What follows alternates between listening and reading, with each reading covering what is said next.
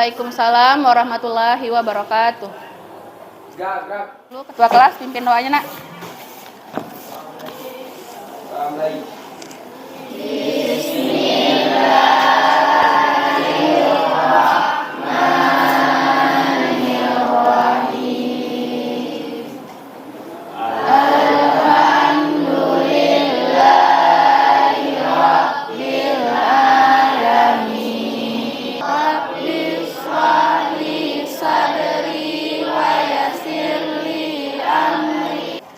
Amin ya rabbal alamin. Oke, Ibu mau mengecek kehadiran dulu ya. Siapa hari ini yang nggak hadir? Muhammad Arfan, apa keterangannya? Sakit. Yang lain? Siapa? Zahra? Mutia Zahra, keterangannya? Sakit juga. Oke. Kita doakan ya, semoga teman-teman kita yang hari ini tidak dapat sekolah karena sakit, semoga segera diberi kesehatan dan dapat berkumpul sama kita untuk mengikuti pelajaran. Sebelum kita masuk ke materi kita hari ini, Ibu mau tanya dulu nih, sebelumnya kita sudah mempelajari apa? Teks pidato persuasif. Oke, pidato persuasif. Siapa yang masih ingat apa itu pidato persuasif? Angkat tangan yang mau menjawab.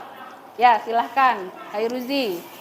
Pidato persuasif adalah kegiatan berbicara di depan umum untuk menyatakan pendapat atau mengenai hal-hal. Oke, beri tepuk tangan dulu teman-teman kita.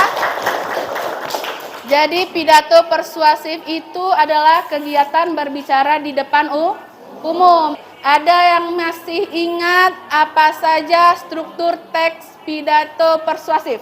Saya, Bu. Oke, silahkan Andini. Yang pertama pembukaan, yang kedua isi pidato, yang ketiga bagian penutup. Oke, beri tepuk tangan untuk teman kita. Pada hari ini, udah tahu nggak nih apa yang mau kita pelajari? Ada buka nggak buku tadi malam di rumah? Ada.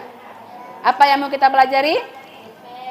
Teks cerpen. Nah, lebih khususnya hari ini kita akan mempelajari tentang unsur-unsur pembangun di dalam cerpen. Nah, sebelum kita masuk ke materinya, kita lihat dulu kompetensi dasar yang harus kalian capai nantinya dalam pembelajaran ini. Mengidentifikasi unsur pembangun karya sastra dalam teks cerita pendek yang dibaca atau didengar.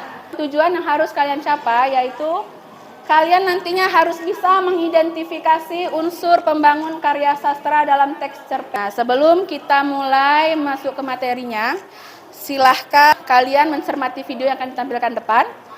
Nanti Ibu akan tanya berkaitan dengan videonya. Ya. Arti kejujuran. Waktu itu, saat aku masih duduk di bangku SMP, aku mengerti tentang apa itu kejujuran. Pilihan untuk Anggapanku tentang kejujuran itu memang benar. Kalau jujur, membawa bahagia walau awalnya itu sulit. Apa yang diceritakan dalam video tersebut? Siapa yang mau menjawab? Ya, silahkan.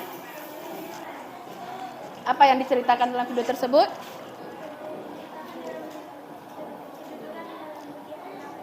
Kejujuran di dalam ulangan. Siapa saja tokoh yang ada dalam video tersebut? Siapa yang mau menjawab? Oke, silahkan. Zulfikar, kemudian Fadil. Dan dia meyakini bahwa kejujuran itu sangat penting di dalam kehidupan kita. Begitu juga dengan kita. Kita sebagai pelajar, ya kan? Kita kan ada ulangan, ada ujian, usahakan kita itu jujur dalam ujian. Karena yang namanya ujian itu apa? Yaitu menguji kemampuan diri kita. Kalau nyontek berarti itu kan kemampuan teman yang kita ambil, ya kan? Nah, sebelumnya Ibu tanya dulu nih, ada yang tahu nggak cerpen itu apa? Ya, Bu. Ya, Andini.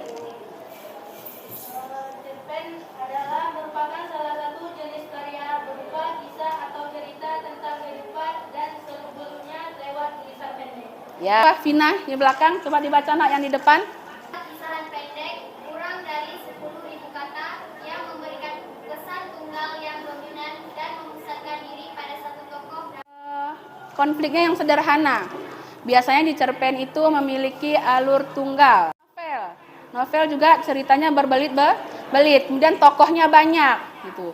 Sedangkan di cerpen ini tidak, tokohnya bisa hanya 2, 3. Ibu sampaikan dulu nih ya sekilas tentang unsur pembangun cerpen supaya nanti kalian paham nih ini kira-kira unsur pembangunnya apa saja. Jadi di dalam teks cerpen itu tadi kan ada unsur-unsurnya ya kan? Sama halnya seperti manusia, seperti kita. Kita mempunyai unsur-unsur misalnya seperti mata, seperti hidung, mulut, telinga, dan anggota tubuh kita. Ya kan? Jika kita lengkap, kita dianggap sempurna secara fisik. Begitu juga dengan cerpen. Cerpen itu mempunyai bagian-bagian di dalamnya. Sehingga bisa membuat cerpen itu menjadi teks cerpen yang utuh. Juga dengan kegiatan kita hari ini, kita mencari unsur-unsur apa saja yang terdapat di dalam teks cerpen. Ya. Jadi unsur pembangun cerpen itu ada 2. Ya, ada unsur intrinsik dan unsur ekstrinsik. Unsur intrinsik adalah unsur yang terdapat di dalam karya itu sendiri. Kemudian unsur ekstrinsik adalah unsur yang terdapat dari luar cerita. Ismudi baca apa saja unsur intrinsik? Tema, tokoh dan pendokohan. Ya. Alur, latar, sudut pandang, Ya. bahasa, amanat. Oke. Kemudian unsur ekstrinsiknya. Coba Vina baca. Latar belakang penulis, latar belakang masyarakat, dan nilai-nilai. Oke. Materi-materi ini Ibu tidak akan jelaskan satu-satu. Silahkan kalian pelajari sendiri dari buku, kemudian modul yang ada yang sudah Ibu bagikan. Ini sudah duduk berkelompok ya, sudah kita bagikan di pelajaran sebelumnya. Ibu akan bagikan LKPD-nya. Tadi sudah Ibu bagikan ya LKPD-nya ya. Kemudian di dalam kelompok, tugas kalian apa di dalam kelompok? Yaitu kalian mencari atau menganalisis data-data yang diminta di dalam LKPD itu.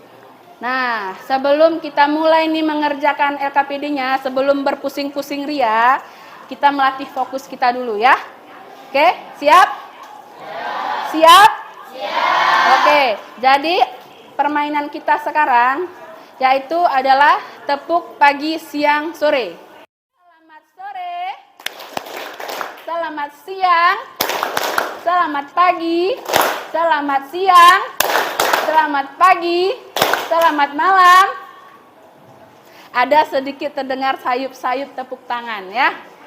Sekali lagi ya, sampai tidak ada lagi yang bertepuk di malam hari. Oke, sip ya. Oke, udah sip. Berarti udah fokus semua. Silahkan kalian mengerjakan LKPD yang sudah dibagikan. Masing-masing kelompok dibagi tugasnya. Itu kan ada 10 yang kalian analisis. Kalian dalam kelompok ada 6 orang dibagi tugasnya. 1 orang mengerjakan 2 unsur. Oke, silahkan bekerja semua. Tidak ada yang tidak bekerja.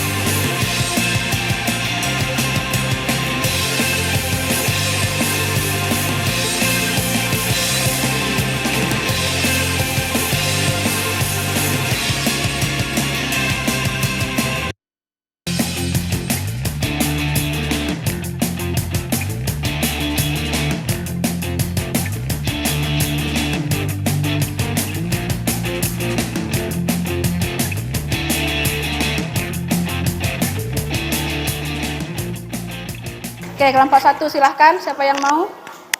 Assalamualaikum warahmatullahi wabarakatuh.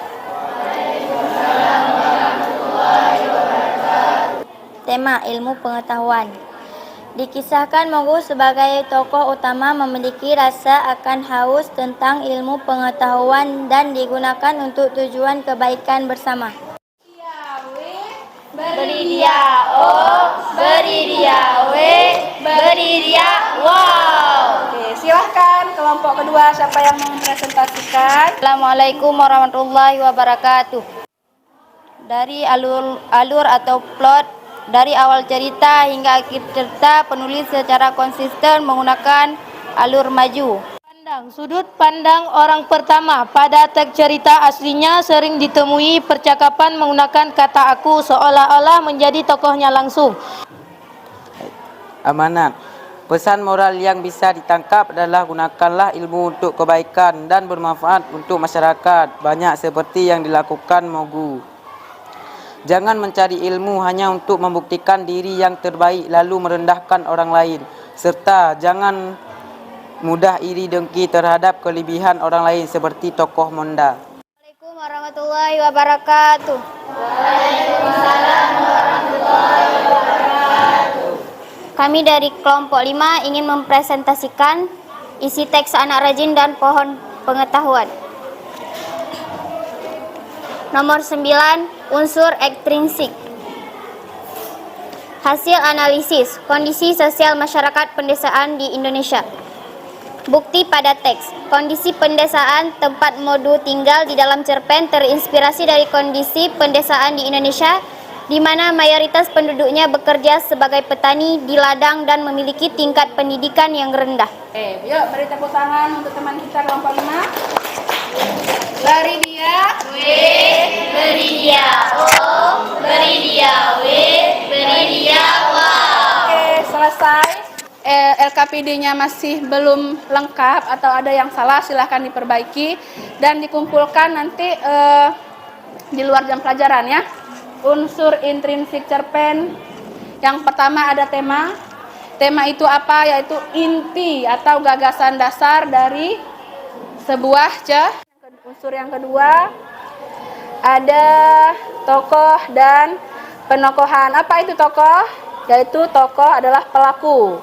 Yang ketiga ada alur atau plot, yaitu adalah urutan kejadian. Tadi Bu bilang kan kalau cerpen itu biasanya alurnya itu tunggal.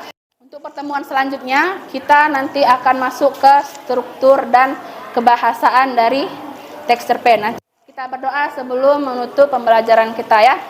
Yuk, ketua kelas kita pimpin doa.